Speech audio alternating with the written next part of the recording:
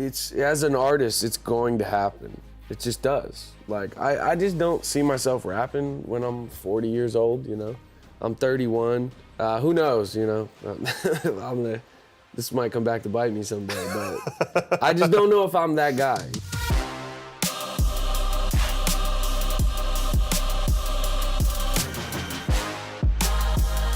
Hi, I'm Nick, and I'm joined by NF for the latest in Enemies in Conversation series. How's it going today? Good, man. How are you? Yeah, good, thanks. You had a long flight to get here, but are you holding up all right? Surviving. We're talking about the jet lag or whatever. It's definitely rough.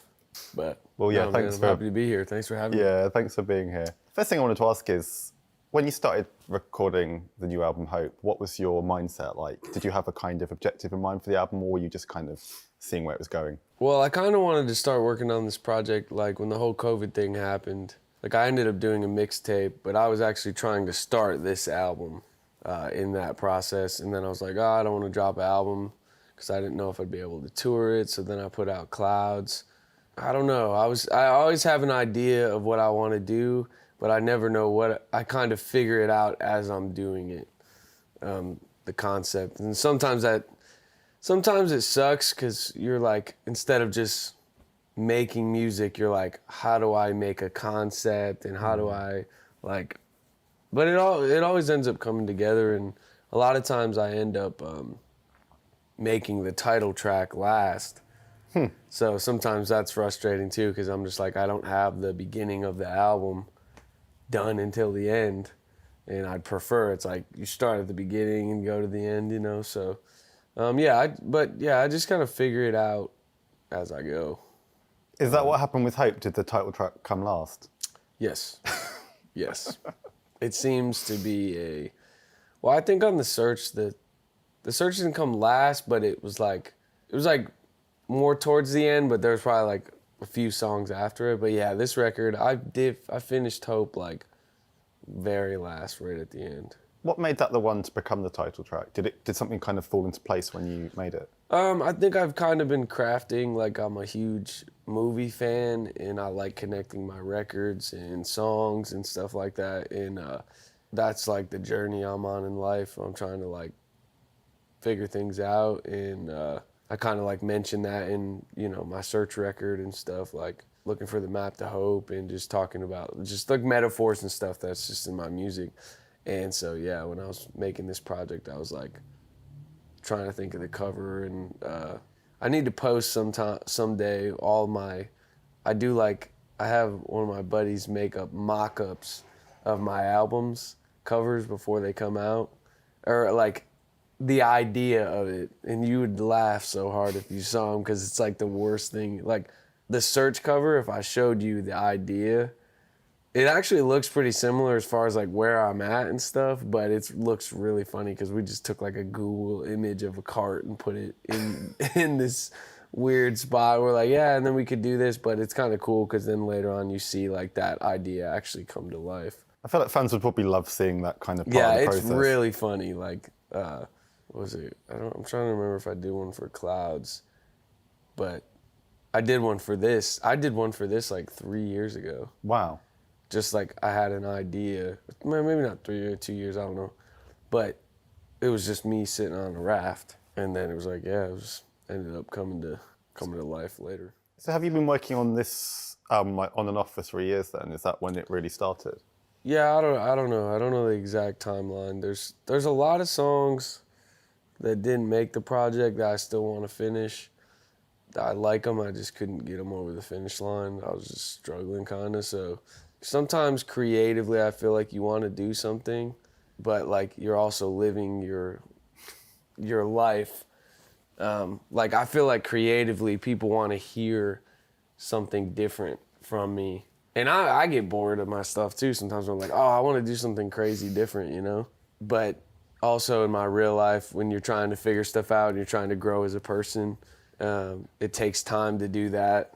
But the industry we live in, it's like if you leave for 3-4 years or whatever, then it's like you could be gone by then. It's just, that's happening, just getting worse and worse with that. So it's like, I don't know, I was trying to navigate that, but also just be authentic to how I feel, I didn't want to make another album that I felt was like depressing, but also I felt like I kind of got in my head a little bit sometimes writing it, just being like, oh, I can't make anything that's the same, and I can't talk about anything that's the same, and every song needs to be like positive. And I still think that what I ended up with was great. It's just the process was like a little more unnatural, I guess.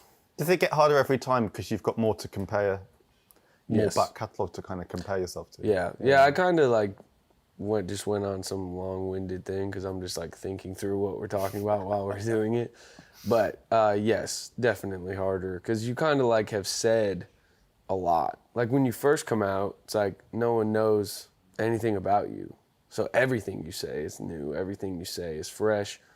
And you're also having, if you start making it, you're having experiences to talk about. And then now that I've been doing it for 8 years or whatever it's been since the first EP came out, it's like now there's so much content out there. I've done over 20 music videos, you know what I mean? Coming up with new video ideas and all that kind of stuff. Yeah, it's definitely makes it harder, no question. How would you say you've changed in that 8-year period? Oh man, I've changed a lot. Just like I feel like anybody in any field, I've kind of like, I don't really think about it that much, I guess, but when I like sitting here and you asking it, well, I guess I do think about it sometimes. Like I think about like, you just see the growth. Like it's like, I've said it before in interviews, but it's kind of like your diary, or like if you were a builder and you built a house and you're seeing like the progress over the last 8 years, you're like, oh, I learned, don't build it this way, or hey, I need to do this in this order because it makes this easier. It's like, that's how it's kind of been for me with music, where I'm like, oh, I need to come up with this concept this way, and then if I want to make the video match this, I need to think about this, and I've kind of just learned how to do that. And I definitely have fallen in love with the music video side of because like I said, I love movies, so that's been cool to like experience. They've definitely gotten harder to shoot. I wish I would have done. My wife tried to get me to do it, and I don't really like doing behind the scenes, but for Hope, the music video, I don't know if you saw it, but that was like the hardest music video I've ever shot before. It looks incredible. What was it actually like to shoot? It was the hardest like thing. We shot it in Oregon. I showed up and I got a text that was like, I think they said, hey, the power's out in the town we're staying in. So we're like staying in this little town. And the hotel pot, when I arrived, there was no power in the hotel we were in. So that was a great start.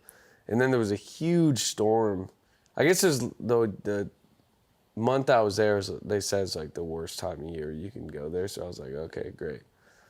And then, yeah, I woke up, I got videos on my phone. I woke up the next day and there was just sheets of rain. And the first day I was on the water. And you can't tell in the music video, but half that day was like, literally the waves were so big, the boat with the camera on it, you couldn't even like film. So we were on that water for probably like 6 to 8 hours, and we only got to film like an hour and a half total because for the whole water scene. So it was rough. I think I love the video, how it turned out, but man, it looks so calm. It looks so calm when you watch. You look kind of strong unless if it's all just breezy. Dude, I know. I'll show you a video on my phone before I leave. Like literally, I have a video of the camera guy in the front of the boat, and the whole boat is going like this, and you couldn't even see. Like the water and the fog and everything was so intense, and then literally you see the video, and the sun started coming out. It was crazy, and we were supposed to shoot on the ocean, and we got there, and they were like, "Hey, no one's allowed on the ocean because of how big the storm was." That was like, the huge storm came the night before, and then you were getting kind of like the aftershock or whatever you call it from that. So, but yeah, it was the cliff at the end of the video. It was like a 4-mile hike to get there. 2 miles there, 2 miles back. But that was one of the most beautiful things I've ever seen. I don't even know what the cliff was called, but it's a very different video, but the motto video is really fun. Was that an enjoyable shoot? It was. It's my productions have gotten a lot bigger. Yeah. I used to say I wanted to be in a movie or like shoot like a short film thing, but now I'm like, I don't know if I want to now. Why is that?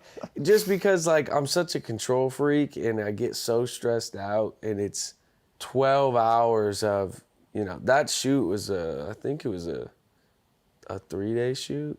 And so you're just like 12, 15-hour days of just like, because I think we went overtime on 2 days. So it's just like, I don't know. It's a lot to do. But there's probably ways where I think sometimes I'm so paranoid about getting enough good shots and good options that sometimes I overshoot. So that doesn't make it easy, because I could move on to the next shot quicker than I do, but I don't, because I'm like, oh, what if I want to see this, and it's like a 12-second shot that I put out a behind the scenes for Motto, and there's just a moment where I say, oh, it can take 2 hours to shoot 12 seconds, and it's like, it shouldn't take that long. Sometimes I make it take that long. And I'm like, no, we need to shoot this direction and this direction, and it's like 3.5 hours later, you're like, okay, we got 12 seconds done, let's move on. But the fans made that possible. I was nervous about that video, because I was like, man, I don't want to do it if I can't make it look at least somewhat legit with the people, like in the auditorium.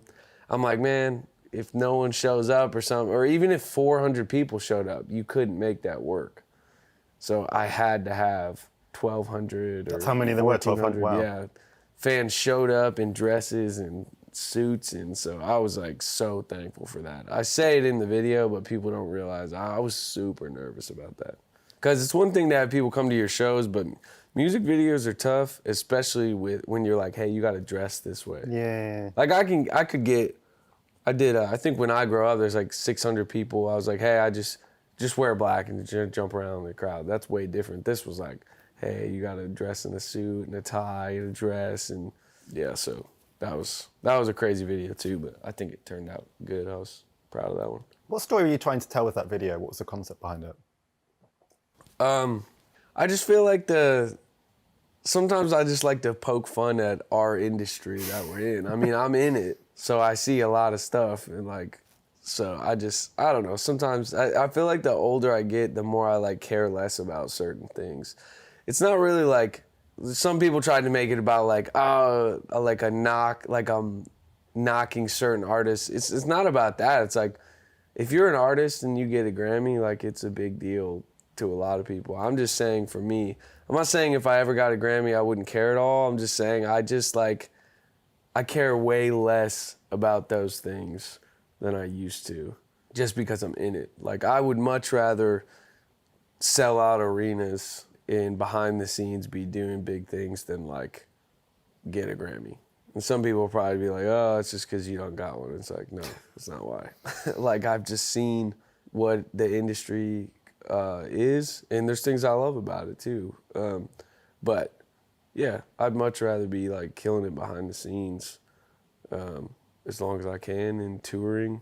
That's a big thing. I always tell people, I'm like, man, when it comes to touring, that's kind of like the final step where people decide how invested they are in you, in your career. Like if they're willing to buy a ticket and come to your show and buy your merchandise, like they're in. It's easy to go on your phone and watch a video or download one song from you that they love and put it on their playlist. But I think nowadays it's harder than ever to get people to like really engage and be like, oh, I want to check out that artist's whole album, or I want to actually go see them live. To me, that's the last step where someone's like, I love this, I'm committed to this.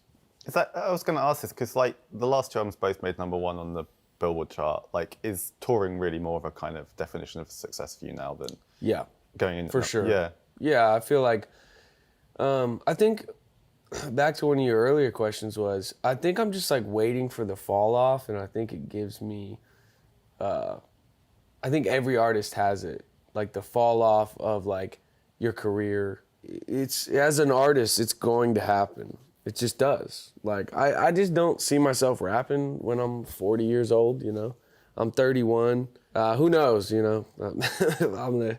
This might come back to bite me someday, but I just don't know if I'm that guy, you know what I mean? And I'm thankful for how long my career's gone, but like writing this album, I think that kind of got in my head too, and I'm like, man, is any of this better than what I've done before? And then you just start for me, I start obsessing about everything. Is it different enough? Is this the record where I start falling off? Is this like, I don't know. It's just like natural feelings I think most artists have, because we're in an industry where it's like that. Like most of the time, you don't even get on, like you don't even make it. Yeah. And then if you do make it, you might only last a year. You might last 10 years if you're lucky. So I've been very fortunate to be able to do this long. But even me, I still have the fear of like when's it going to be over? And I kind of went off on a thing. I don't know what your original question was, but I started going off into the fall off thing, but I don't know what you said before that. Do you? No, I think we'll follow up on this right. on this topic. Like, how far ahead are you thinking? Are you thinking like this album, this tour, and then I'm not thinking 5 years down the line, or do you have a kind of longer? No, I always think about the future. That's why I torture myself sometimes, because I suck at living in the moment, and I'm always like, well, what's next? Like, as soon as this record's been done, I'm like, well, what am I gonna do?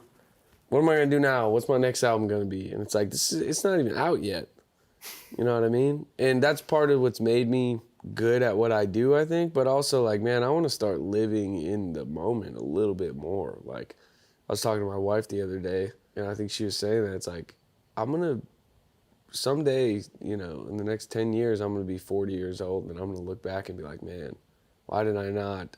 I don't want to do that and look back, like turn 40 and look back and go, man, why did I never enjoy this stuff?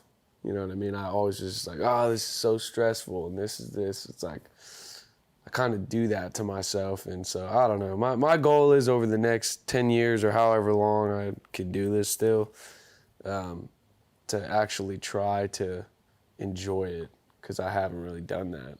Well, I guess when you're on the treadmill, you've got to focusing on the next thing you've got to do. It must be hard to kind of take that pause and think, hang on, this is kind of amazing. Well, I think you have to do that. You have to think about the future. It's not bad to do it. It's just the way I do it is bad.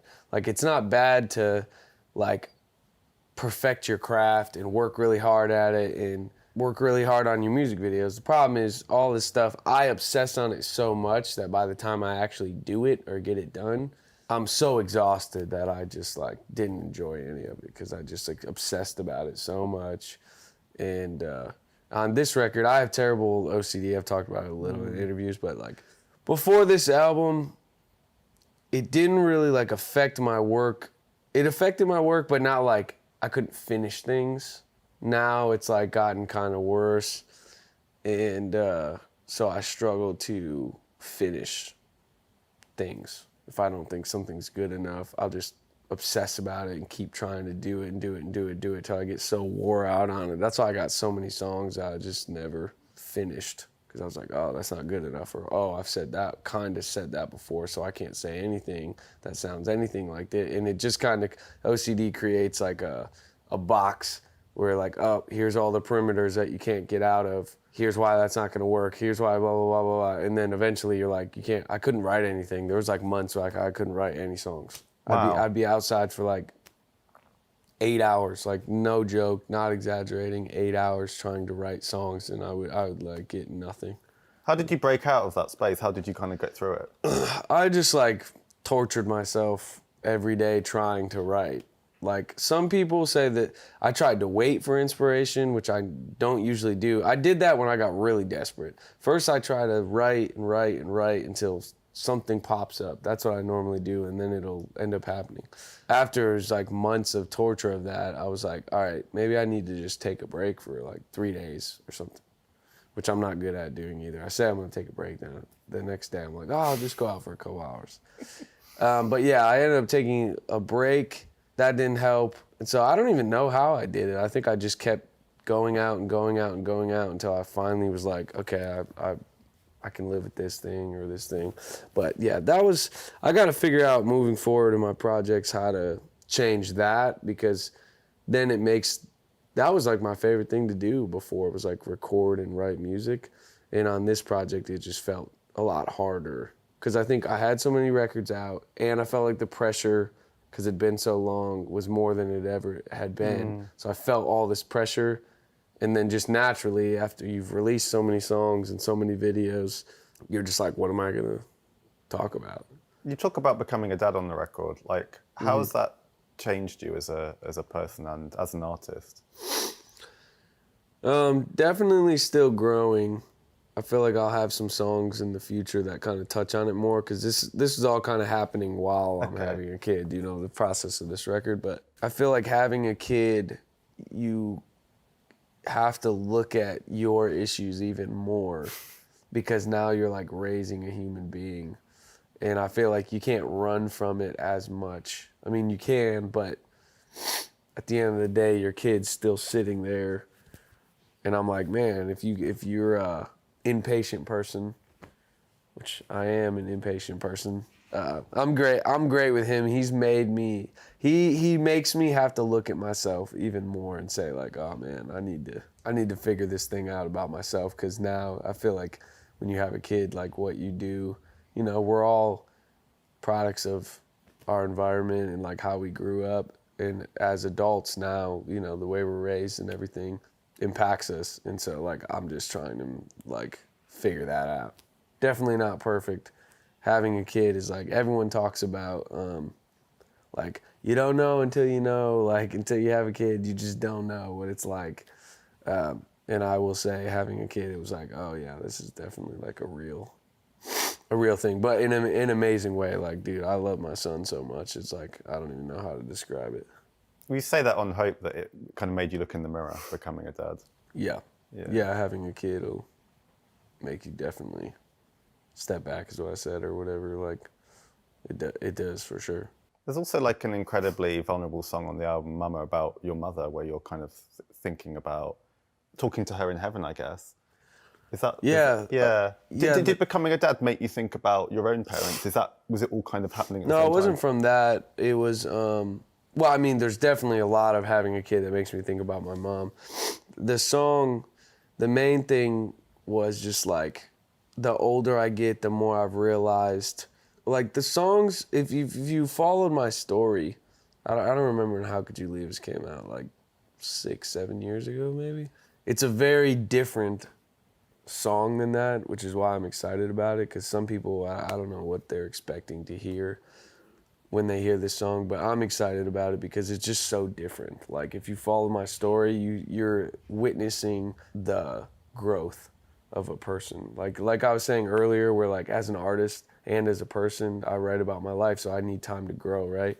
I feel like that song is an example of that, where 31, I think when I wrote How Could You Leave Us, I was like 25, 26, I don't know. And the way you view life, man, it's just like different. Now I have so much like, I just have more empathy now looking back at like, you know, my mom was a product of the environment she was raised in. And so that impacted her a lot. Not saying it was right or that she couldn't have made other decisions, but it's just like everyone gets impacted by something, and it definitely affects you as an adult, how you're raised and the trauma and the things that happen to you. So that's why I'm excited about this song. I feel like you still feel emotional when you listen to it, but like you don't feel angry. Like, I don't know. I'm pumped for that one to come out for sure. Yeah, I mean, you say like, I hope you're at peace. Like that's a very, like it's a generous sentiment in a way, and a kind of, it's for closure in a way. I think that's what I'm most excited about. You're seeing, if you play How Could You Leave Us and then you play Mama, you're just like witnessing an actual journey in life from someone who wrote a song about something and thought a different way. It doesn't mean I don't still carry some of the problems from that and they don't affect my life still, but I'm learning, like, just even learning how to be like, have empathy or like, you know, forgive that person, and then just trying to figure my own stuff out. I feel like that's a really cool moment. Because it's kind of like I said, I always bring up movies, but it's just because I love them so much. I mean, it's my life. It's not a movie, but it's just like, I feel like you're seeing not the end of a story, but you're seeing like, that's a part of my life, a door that's kind of closing, you know? Is that how you see each of your kind of projects, as like a kind of the story of your journey? Is that how you see it, kind of like a kind of chapter each time? Yeah, for sure. Definitely. Kind of like a book. Yeah, and just like movies, it's like trying to pace things properly, but also you're writing about your real life. So it's like sometimes you feel like a movie's supposed to be pacing a certain way, but your life's not pacing that way. And so I think that's what catches me up sometimes, where it's like, even creatively, it's like, I don't want to write a million records that are depressing, but like, if that's what I feel like, I don't know how to like not write that way. You know what I mean? Yeah. So I think sometimes I get caught up in that because I'm like, man, creatively, I feel like people need to hear something different from me. I want to hear something different from me, but some days still, I think the whole album I kept trying to be like, oh, it needs to be positive, it needs to be positive, it needs to be positive.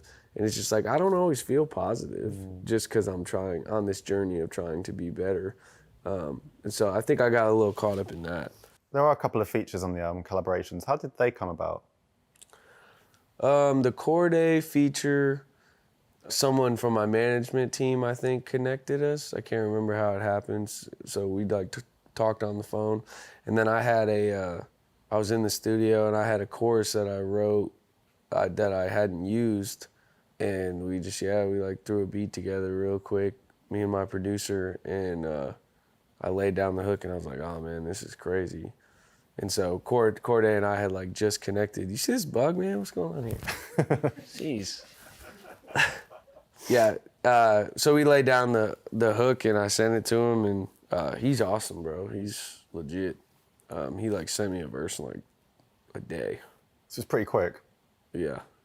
And I had been having writer's block for months, so it took me like, I wasn't working on it for 2 months, but I like was trying to write like 8 songs. And I was like, I couldn't write anything to any song. Finally, that one, I would have weird breakthrough moments where it's weird. I could go out sometimes in 30 minutes, 45 minutes, I'd write a verse, within the hour, and then it'd take me 2 weeks to write one verse. And then I wouldn't even use it sometimes. It's terrible. And how did the Julia Michaels collaboration come about on Gone? I don't know if I had my label or if I had someone, or my A&R, or I can't remember how we reached out. But I think we just reached out to her and were like, hey. I probably scared her to death because I sent her this really terrible like voice memo thing with like the chords and me singing like my idea. But in my brain, I know what I'm gonna do. But if I was an artist and someone sent me that, I'd probably be like, can you elaborate on this idea? I'm a little worried. But no, she was cool. Like I sent her that. I was like, look, here's the vibe. And then I ended up getting in the studio, recording the actual thing and sending it to her, and it was awesome. And she wrote her verse, which is amazing. She killed it. I don't know if you heard the song, but Yeah. Well, she's an amazing songwriter, dude, isn't she? she's crazy, man. Like, you can just tell she's a writer, man. Do you enjoy working with other artists like that, doing collaborations? Does it help with writer's block? I think I should do it more. I just want it to be like the right stuff. Okay. Like sometimes I feel like people force features just because like it helps both of you, your fan base and You stuff. mentioned this on Motto, don't you? That you could do a load of features that the label would love. Yeah, like I just want to do like the features that I actually like. Like I feel like when you look at my track list and you think about me as an artist, and then if you like listen to a lot of cordae stuff and Julia stuff, it just doesn't feel weird to me. I've definitely been asked to do features where I'm just like, even by artists where I love some of their songs. I do. I think they're amazing. But I'm just like, man, I feel like it feels weird. I want to do something with AJR. I think their stuff is dope. I feel like we could do something super cool with them. But no, I think sometimes it works and sometimes it doesn't. And sometimes I think people try to make it work because they're like business-wise, it makes sense. But then it also just brand-wise, it feels kind of weird. Like, that feels forced. Like you two are good singers, but like it doesn't seem like you should do the song together. I don't know. Is that something you can kind of tell in your gut if, say, like the artist approaches you or the label approaches you and you just... Yeah. And man, once you start gaining traction, people just want to hop on board sometimes of like what's happening. And it's nothing wrong with it. I mean, that's just that's business. That's just how the industry works. It's just sometimes if I feel like it's too much of that too, then I'm just kind of like do you even like my music, or do you I don't need someone to be like the biggest fan, but I'm just saying, like, that's what I'm saying, the forcing thing, where it just feels like, oh, this person's popping off right now, so let's put them with this person, or, oh, I just want to do a song with this person because they just had a big radio hit or whatever, you know what I mean? I didn't feel like that about any of both features on my record. I'm super excited for people to hear, because I don't do a lot of them, and so, but if I could get the right, there's definitely been like artists that I've wanted to collab with that I haven't, so maybe try to reach out and get some of those going. Talked a little earlier about kind of making fun of the industry slightly in the Motto video, and there being aspects that you like, aspects that you don't like. What do you find, what's the hardest part of being an artist trying to navigate the industry, do you think? I think there's a lot of politics. I think the industry's also like changing so much. When I started to now, just because I've been around, so I feel like right now, if you're a new artist, you got it the worst. You really do, because like, if you're trying to get big, it's just like social media has never been, I feel like, as big as it is right now. And there's so many people trying to do it.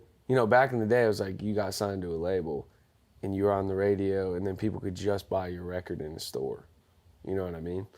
Now, Joey in his, I don't know why I came up with that name, but Joey in his bedroom can record a song and put it on YouTube and put it on streaming platforms, and then the next day be massive. But I think it gets tricky because there's so much of that. Yeah.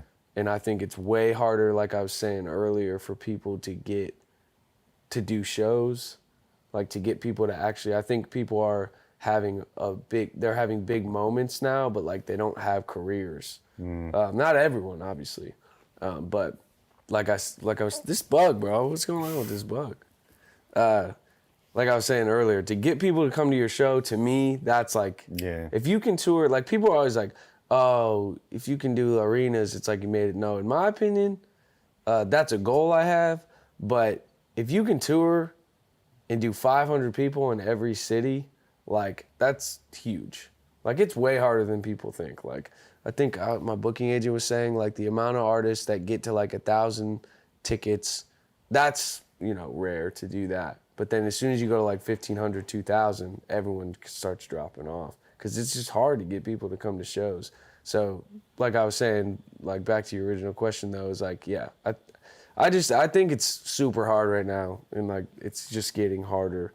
Like icons, I was talking to my friend the other day, I'm like, man, all the icons I feel like are from like 10 years ago. Yeah. Or way longer than that. Yeah. You know what I mean? Like when I grew up, the artists that everyone still knows about and everything, I feel like, man, if you're coming out the last 5 years, there's definitely still huge artists. I'm just saying, is anyone who comes out this year, 10 years from now, with how everything's just like this, is it going to be like, I don't know. I'm just watching it change in front of me.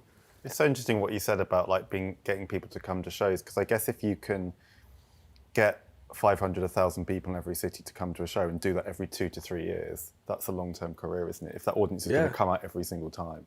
You can have an amazing, like even financially, like if you do it correctly, if you can keep touring around, I mean, it's hard to keep people engaged, so you kind of want to make sure you keep doing something. But yeah, if you can travel around, bro, and play for 500, 1,000 people, like that's all over the US. You can do 40 shows for 500 people, you know what I mean? It's like, obviously most people's goals are bigger than that. But I remember when I first started and I started playing clubs for like 300, 500 people, that was like amazing to me. And the environment's so dope. That's like, those are the moments like you just don't get them back. Yeah. Like unless I start falling off, and then, I go back down to that. But like, I'll never forget those moments where you're like, you go from nothing, nobody at your shows, and then I started playing clubs and there's 300, 500, 600 packed people all in this little room. I would tell any artist, enjoy that, like, because I don't think that feeling, the bigger the shows get, it's not that you get a new feeling, but I'm saying you don't get that feeling anymore. At this point in your career, what do you see your purpose as an artist as being? I don't know. I've always said in all my interviews, like it's always been like a therapy for me, an outlet, and I really think that's what it is for me. Sometimes people will like it, sometimes they won't. I just want to learn to, like, if I love it, then I'm good. If other people don't love it, you know what I mean? I'm fine with putting out music that I think is amazing. It's not that it doesn't suck when people don't like it, but like if I love it and I think it's good, then I can live with that. And have you thought about how this album's going to translate live? Are you already thinking about the tour for it? Definitely thinking about it. It's a good problem to have, but now that I've put out so many records, it's like now, it used to be like, how am I going to build a set that's long enough to be a headliner? Because I didn't have enough music, you know? And now it's like, now I got a lot of music, and so it's like, how do I put a show together that's, I can squeeze all these songs in and not cut out ones that people want to hear, but also, I don't like doing too long of shows. I feel like it can get boring for people. I don't think my shows are boring at all, but I just, if I'm at a show and the show's like over an hour and 20 minutes, I'm kind of like, but I'm a very like impatient person. I usually go for like 5 songs. I don't really go to a lot of shows, but I go for like 5 songs and then I'm like, I'm out of here. I'm like, I don't want to deal with the traffic and people and stuff, so I just leave early. So I'm not a good gauge of that, but yeah, I'm excited for the tour. I've got a really good team of people and we're working on it. Nervous to go into arenas just because it's like, I feel like that's the jump that people should be afraid of making, because I'd much rather sell out, 8,000 tickets in Seattle than try to sell 14,000 tickets. I'm always more about like, I want the vibe to be right. Yeah. It's not just about like I'd rather the room look good and make less money than sell 2,000 more tickets and the room looks terrible. Yeah. It's like that's something I'm excited about things, but usually when I'm excited about something, I'm pretty nervous about it too. So I'm excited to try to go into arenas. Hopefully it works out. We'll see. Well, thanks so much for your time. Dude, It's been really appreciate fun. it, man. Cheers. Good to meet you, dude. Thank you.